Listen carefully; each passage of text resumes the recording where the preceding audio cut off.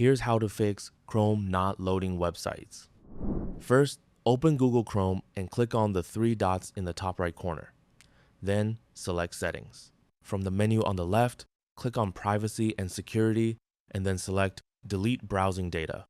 Here, change the time range to all time. Make sure browsing history, cookies, and other site data and cached images and files are all checked. After that, click on Delete Data. Once the data has been cleared, reload Chrome and try opening the website again. If the website still won't load, click on the three dots in the top right corner again. Go to Extensions and select Manage Extensions. Sometimes, an installed extension can interfere with websites and prevent them from loading correctly. So, temporarily disable your extensions by switching them off.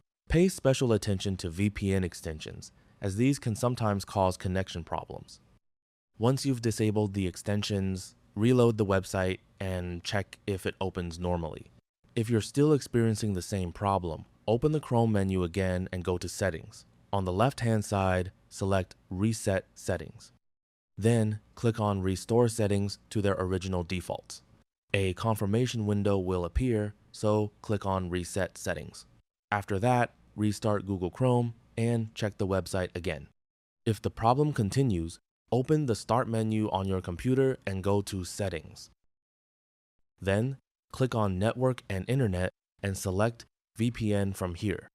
Make sure your computer isn't connected to a VPN. If you see an active VPN connection, disconnect from it and try loading the website again. If the websites are still not opening, in Windows Settings, click on Apps and then select Installed Apps. Use the search box to find Google Chrome. Click on the three dots next to Chrome and select Uninstall. Then, confirm the uninstallation by clicking Uninstall again. Once Chrome has been removed from your computer, open another web browser and search for Chrome Download. And that's it. That's all for this video. Thanks.